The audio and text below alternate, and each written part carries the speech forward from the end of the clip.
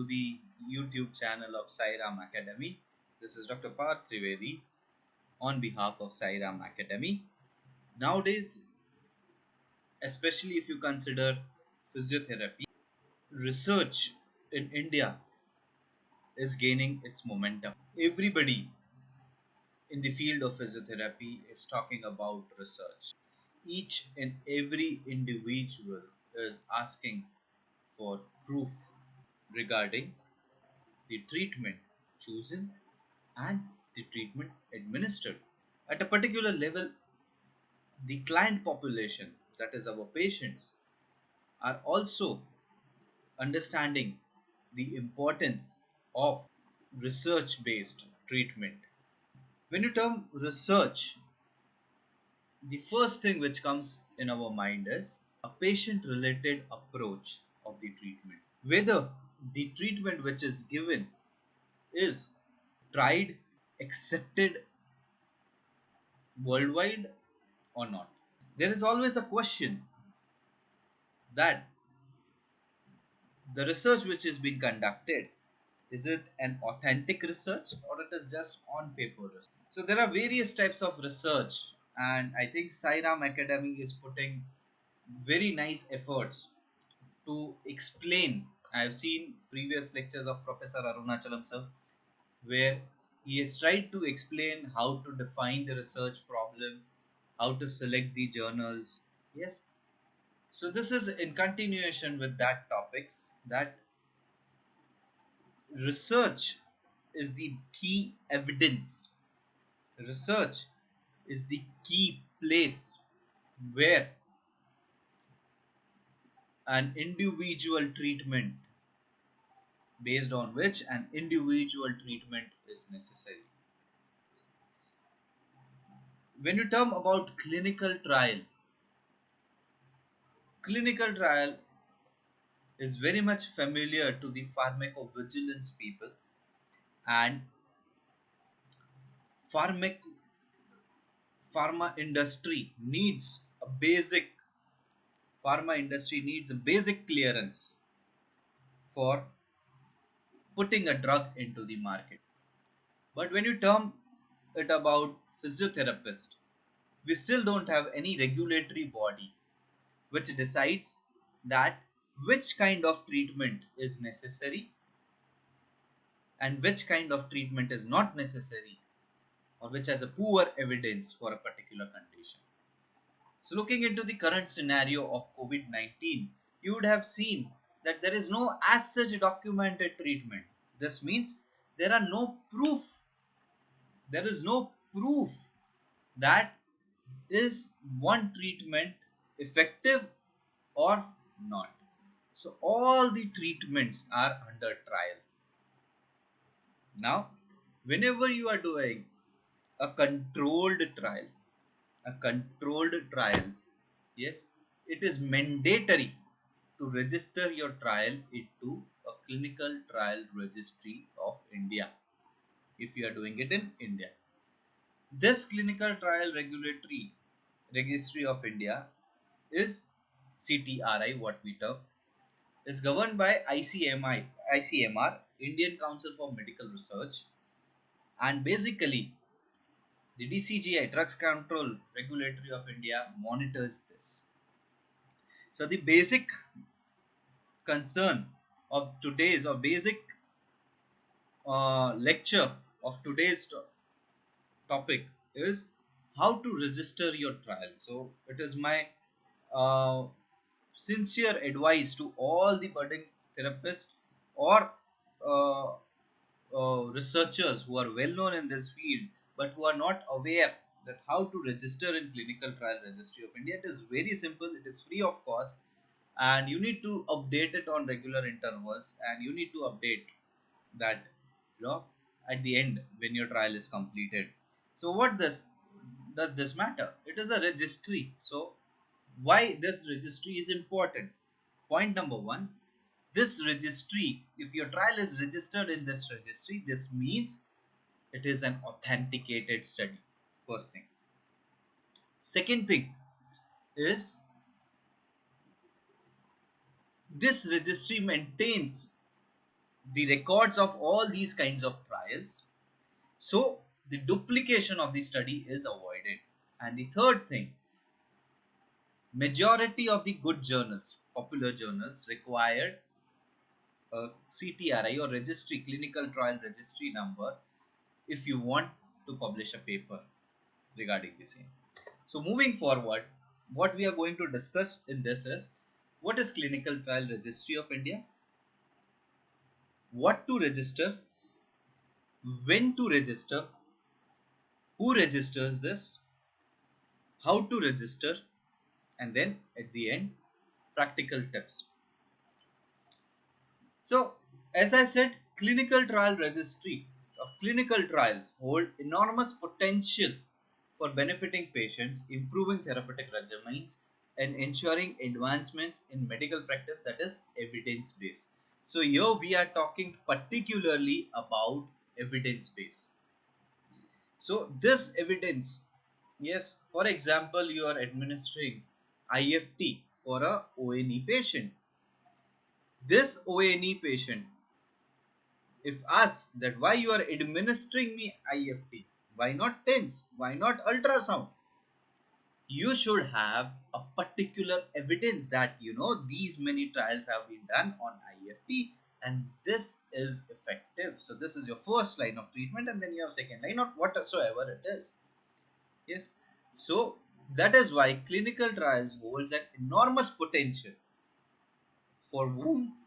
Basically for the patients, which improves the therapeutic regimens, ensures advancement in medical practice, which is evidence based. But on to the unfortunate side, the data and reports of various trials are often difficult to find. Yes, so there are people who generally do studies, yes, and they don't document into registries. This clinical trial registry of India is one. WHO maintains another registry. US has its own registry. UK has its own registry. Every nation have their own registry. Yes. So in India, still, if I talk about physiotherapy, still this documentation lacks. Yes. So that is why, unfortunately, the data and reports of various trials are often difficult to find, and in some cases do not exist, as many as trials have been abandoned, are not published due to negative or equivocal results. This means if I am doing a trial on A versus B in X condition, so it is clear, if I have submitted to the clinical trial registry of India, the clinical trial registry of India go through this, yes, and sees whether the A treatment and B treatment are already been compared for X or not. If yes, then why this study is new? If no, is this going to be beneficial to the society? And is there any adverse effects of this trial? So based on various parameters, this registry goes, and then it gives you a unique identification number like your Aadhaar card, voter ID card, driving license. These numbers remain same. So the CTRI number which has been given to your study remains same, so it becomes easy to find out this trial on the internet sources. So giving the brief outline, that clinical trial registry of India is hosted at ICMR's National Institute of Medical Sciences Statistics. Yes, ICMR's Indian Council for Medical Research, National Institute of Medical Statistics, which is a free and online public recording system for registration of clinical trials, which is being conducted in India and launched on 20th July 2007.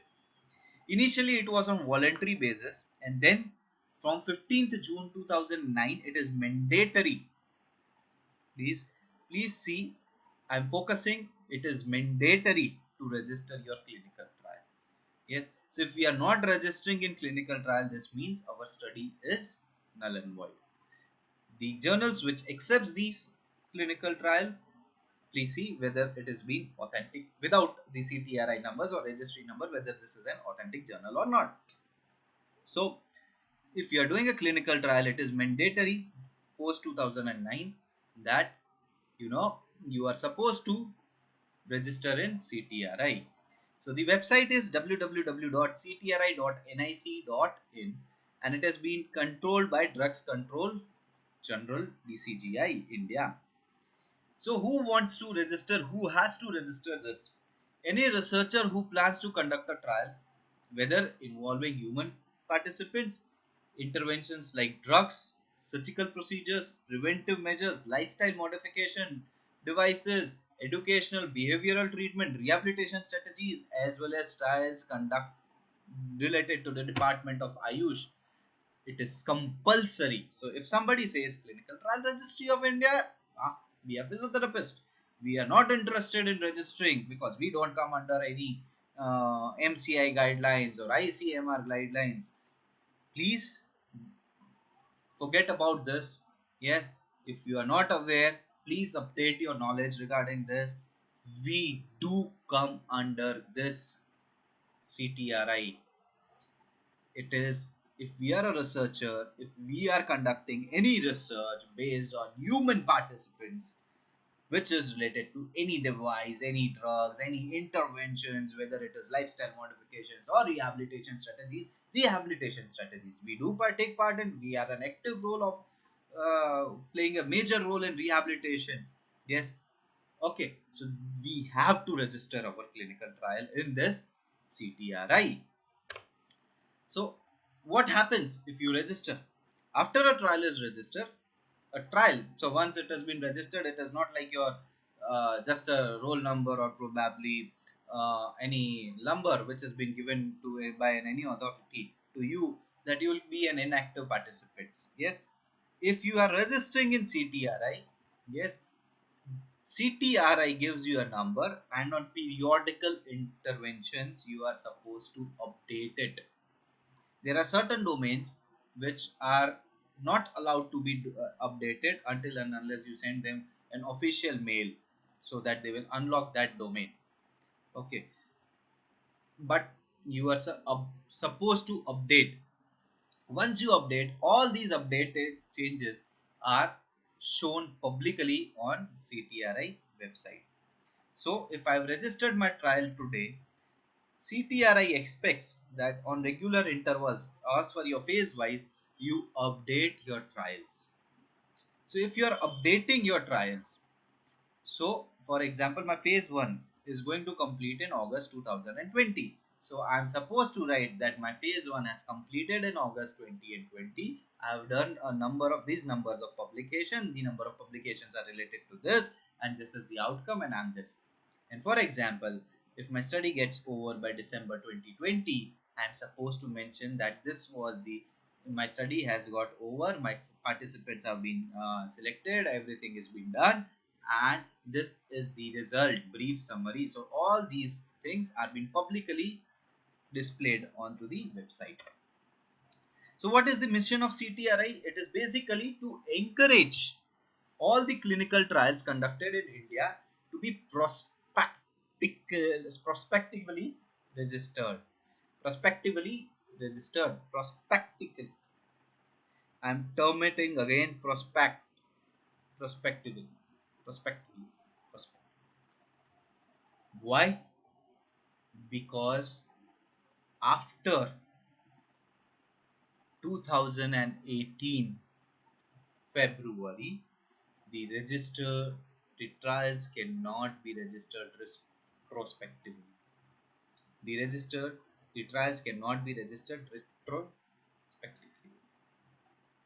It is compulsory to register a trial prospectively. What does this mean? This means prior to enrollment of first participant into the study, the trial should be registered. It is very much mandatory that before the enrollment of the first participant, you should have registered your study in Clinical Trial Registry of India, and you should have the numbers. Yes, from 2009 till 2018, it was allowed to register your trial retrospectively. So if you have done a study in 2010 and then you get a number, okay, based on various parameters, but now it is not allowed. The vision of CTRI is to ensure that every clinical trial conducted in the region is prospectively registered. and with full disclosure of the trial data settlements. Okay. Now, what to register? As I said, all trials conducted in India, whether it is randomized trials or non-randomized trials, irrespective of that, whether it is single blinded study or double blinded study, or whether it is one patient, whether it is 30 patients, or whether it is 100 patients, irrespective of human participants, any intervention like drugs, preventive measures, surgical procedures, modifications, devices, educational or behavioral treatments, rehabilitation strategies, even the treatments of Ayush departments, that is Ayurveda, Yoga, Naturopathy, Unani, and Siddha, and homeopathy, are expected to register. Clinical trials who are being undertaken by postgraduate students. Yes, so basically in medical sciences field, once you do your undergrad and then you go to post graduation, yes, this post graduation field students, you know, are supposed to do a dissertation or so called thesis, and even in PhD you are supposed to do thesis, where you are supposed to do a study on human participant. There also you are supposed to register. So, I have come across n numbers of questions or n numbers of argument, I would say, why it is necessary for a student to register into a clinical trial registry of India, or probably into any registry. It is mandatory, or it is compulsory. Okay, because you are doing a trial in India, first thing. Second thing, you are involving a human participant. Third thing, you are doing a rehabilitative strategy, and all this comes under CTRI, CTRI, CTRI. So, the golden truth or the golden word is, when you are in doubt whether I am supposed to register or not, it is better to register. Okay, so the golden words are, when you are in doubt, it is better to register. It is always free of cost, and it is good to register yourself. When to register? As I said, now we are supposed to register only prospectively. So the trial should be registered in the CTRI before the enrollment of the first patient. Who registered? It is the duty of principal investigator to register the trial.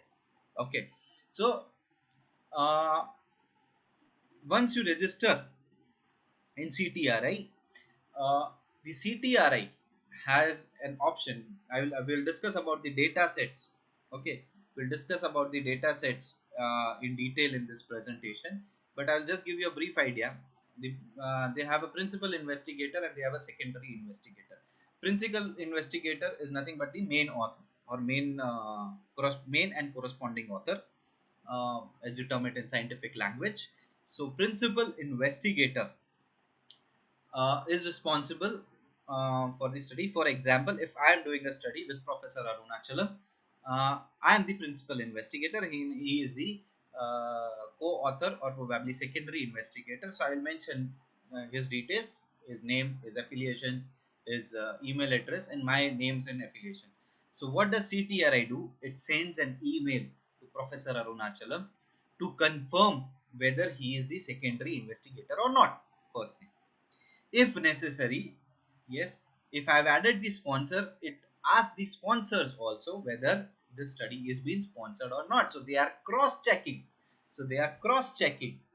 Before giving you the number. So it is not a joke to register in CTRI. It is a matter of pride. It is a matter of pride if you get a CTRI number. Okay, if you get a CTRI number for your study, a researcher should be proud enough that you have a CTRI number. Yes, so it is the duty of principal investigator to register. Prime sponsor can register if so agreed in memorandum of understanding, that is MOU. Okay, in a multi-center or multi-sponsor trial, the lead PI, that is your principal investigator or lead sponsor, should register the study. Okay, in multinational trial, the Indian PI should register the trial in CTRI, mentioning the relevant registration numbers in the registry of other countries. So there are possibilities if I am doing efficacy of IFT in ONE, in Indian population, in South American population, in African population, and in Chinese population. Just giving a brief example. So it is a multinational. Okay. So if I want to register in CTRI, what I am supposed to do is, I, being an Indian author, it is my responsibility to register in CTRI, and it is my responsibility to correspond with CTRI. First thing. Second thing, wherever, for example, South America, Africa, China, yes, all these nations have their own registry. So all of them, okay, all the research participants who are there in those nations are supposed to register in that nations also, or else you can register in WHO registry and give those numbers. So they are actually linked. So if you give Chinese registration number, this study will also be reflected. If you give American, this study will be reflected. If you give WHO number, okay, this study will be reflected. So basically it is linking. It is nothing but like linking your Aadhaar card with your PAN card. Okay, so you, through your Aadhaar card, all your PAN details are being accessed. Okay, linking your Aadhaar card with your driving license. So to one number, every these things are being linked. So this is the important uh, topic, how to register. It is very simple. You just go on to www.ctri.nic.in. Yes, onto the left column you would see registration instructions, logging. So you need to first sign up. So they will give you on your email, they will give you a username and password. Yes, and this password is your permanent username and passwords are permanent. So once registered, he or she can go ahead with the registration of the trial. New trial is then added using CTRI registration dataset. Now we will be discussing about CTRI registration dataset. So here you can see this is the CTRI registration dataset. So public title of the study intended for layman.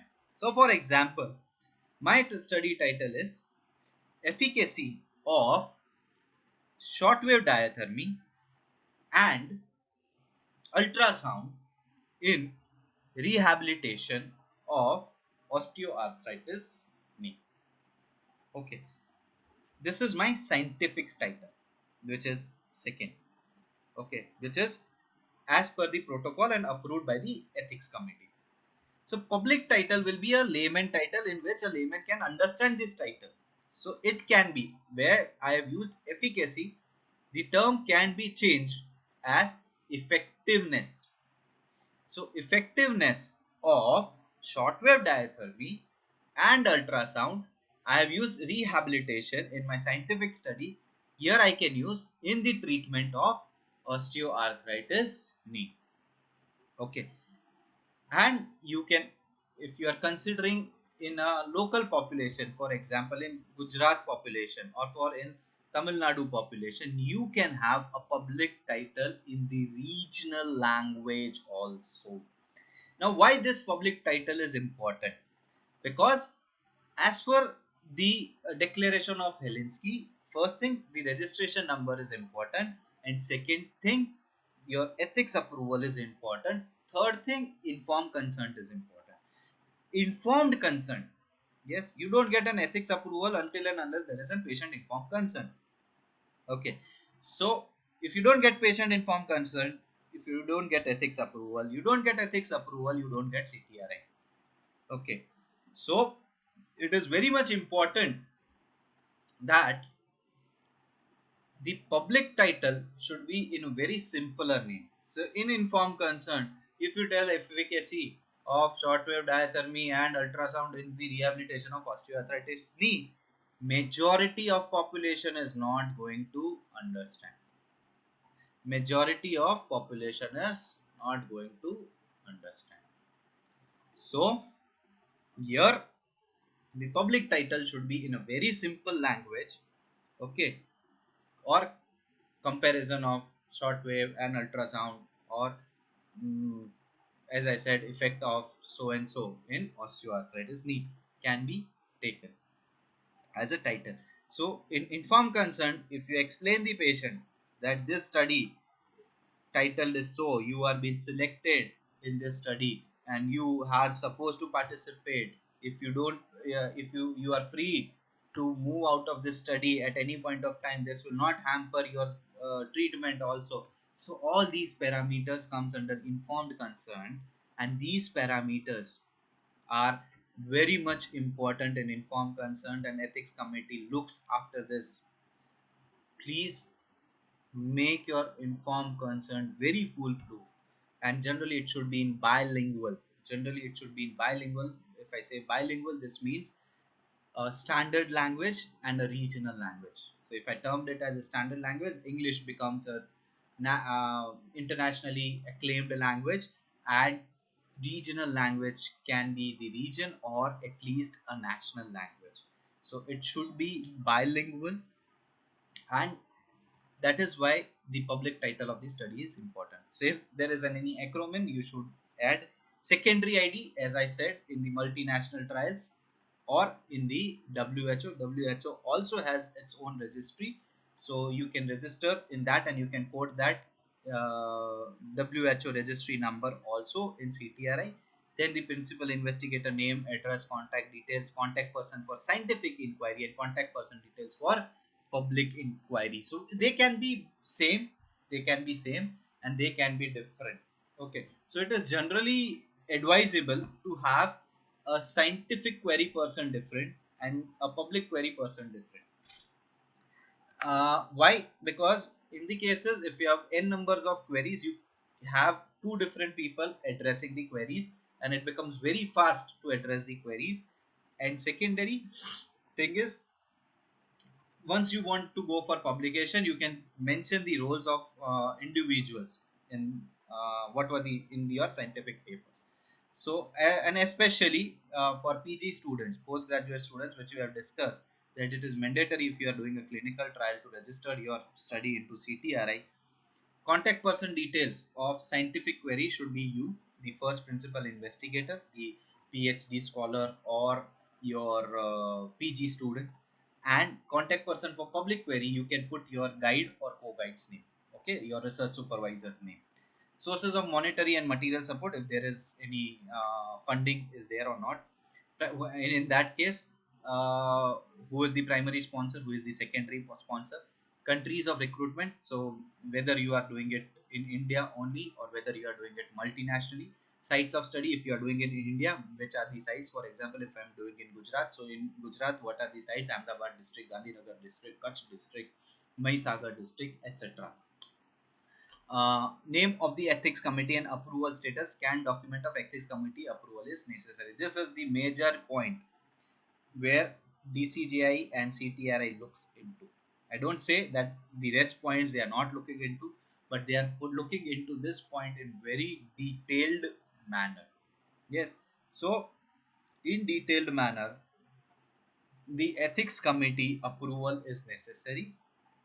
Yes, and I would always recommend, okay, to get the ethics approval from an ethics body which is having DCGI number or OHRP number. Yes, because institutional ethics bodies which are not having any regulatory numbers are generally not accepted in CTRI. Yes, so Drug Controller General of India. So if you are having an ethics committee, okay, we will discuss about how to form an ethics committee in my next lecture for Sairam Academy. Uh, but it is necessary that if you form an ethics committee includes of a subject expert, a lawyer, a layperson, a statistician, yes, and there are n number human representative, etc. So there is 10 to 15 people who are supposed to be there into the ethics committee, basic scientist and etc. So in that cases, the ethics committee should have a valid registration number. So for example, we have an Indian Association of Physiotherapists. So that association of physiotherapists is valid. Why? Because it is having a registration number and it is having the majority of population of physiotherapists registered in that association. Yes, so similarly, if somebody founds another association like Indian Association of Physiotherapists or Physical Therapists. There is no value of those as that association. Yes, because there is no registration, plus there are no numbers of physiotherapists.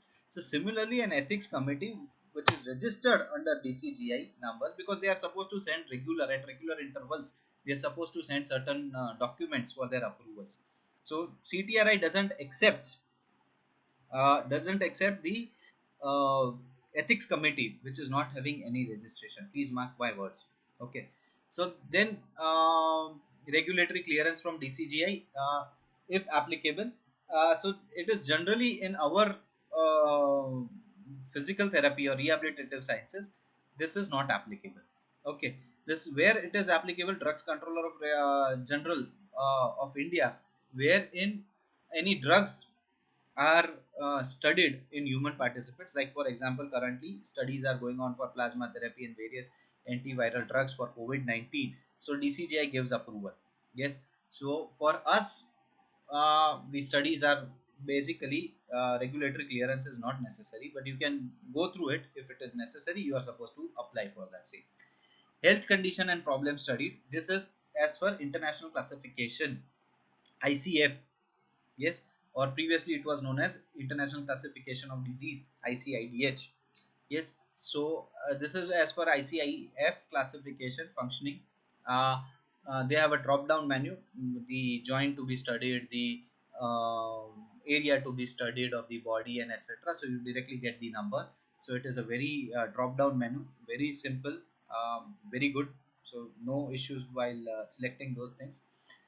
Again, study type, it is a randomized control trial, single arm trial, etc. My sincere request to every academician, every researcher over here is, please don't force your students to, or please don't force yourself also to get your registered trial registered if your study is an observatory study. Please, that is basically of no value, just to show off that you have a CTRI number. Okay, don't do that, please. Okay, if you are basically interested in doing it, because people who are aware about CTRI will always have a question. Yes, that it is an observation study, why you are getting it registered into CTR. If it is a survey, why you are getting it registered. If it is a systematic review, why you are getting it registered in the clinical trial registry of India. It is of no value. You know, it is of no value means it is unnecessary documentation. Okay, but mark my words, if you are doing a clinical trial, it is mandatory, mandatory.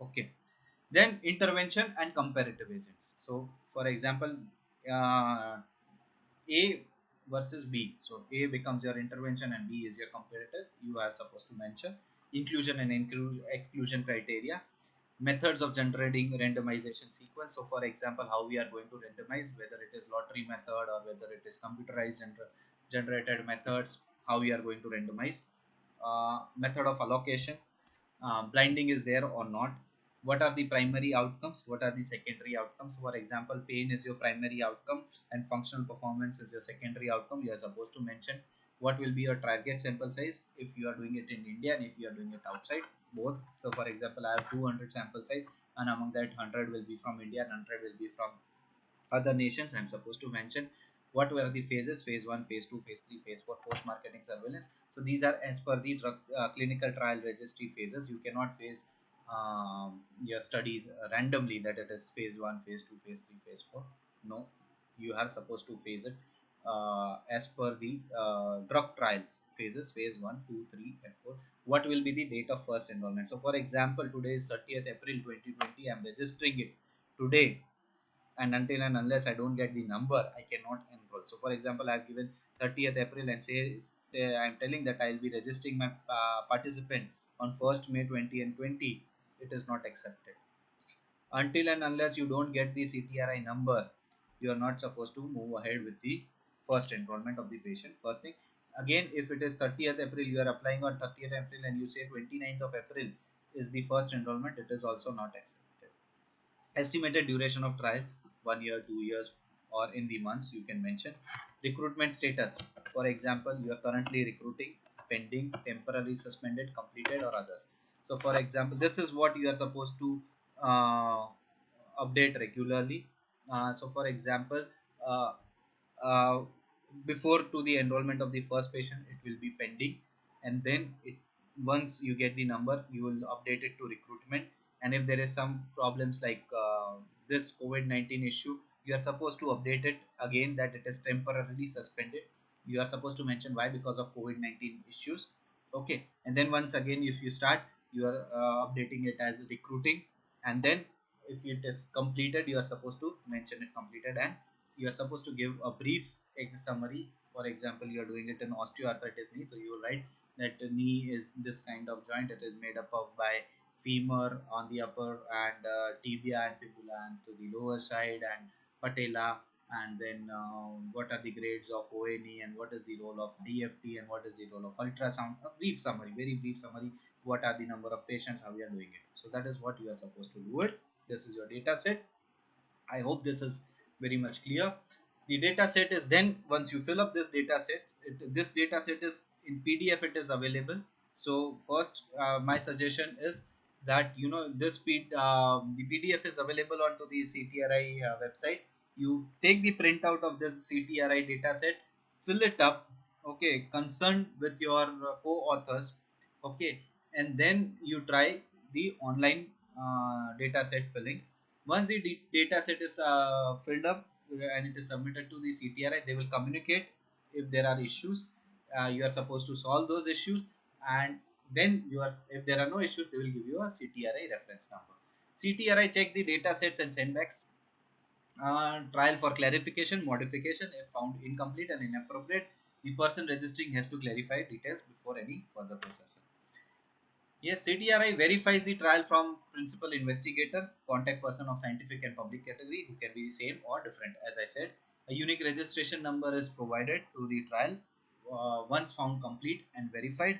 This registration number needs to be stated while submission of the study in any journal. So you have a number. Yes, uh, that number is supposed to be stated. So now what are the tips? This is the last segment and very interesting segment. Postgraduate thesis. The concerned guide of the postgraduate should be as account as principal investigator while registering. Uh, Without the attachment of the scan ethics committee approval letter, the submission of the trial is incomplete. So there is a different section for postgraduate thesis also to the CTRI website. And as I said, ethics committee, they look into ethics committee that whether the trial is genuine trial or not, is it going to harm or not. In case of physiotherapy, there are very less chances that we would be harming. For example, there are conditions like dry needling and all those things where an intervention is needed. More vigilant ethics committee is necessary, so that any human participant is not harmed during the clinical trial.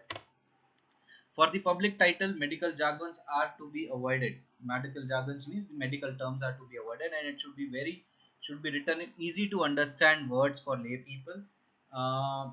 Instead of efficacy or effectiveness, the word effect may be used. In the study, academic exercises, investigator initiated trial, the source of monetary material support should be acknowledged as an institutional, because source of patients or investigational medicine support is borne by the institute. So for example, I'm an academician. My study is allowing me to conduct a study. My institute is allowing me to conduct a study at my center, my academic institute.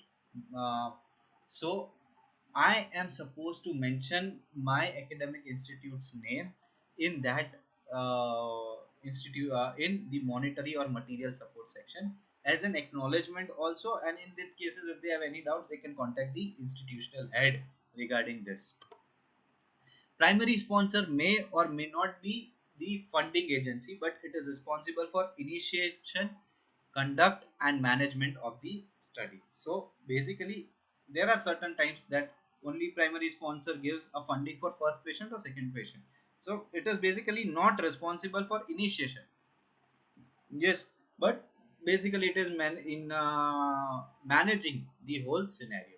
It is the responsibility of the sponsor, in majority of the cases, to ascertain whether DCGI approval is required or not. If there is no sponsor, it is the responsibility of primary investigator. Okay. International non-proprietary name (INN) is to be used if possible. That is, for example, generic names. No brand names are supposed to use. That is for drugs, not for us, because we are generally using IFT. So, for example, we have an X company making IFT. So it always questions the CTRI also, and to the journal people also, that if you are saying that X company IFT, effectiveness of X company IFT in shoulder pain, so this gives me a question whether the X company has paid you for doing the study or not. Okay, so if X company has paid you, it becomes the sponsor, and in majority of the cases it is a positive outcome of the study. No company wants their item or their product to be de-recognized. So please make sure, please do your work ethically.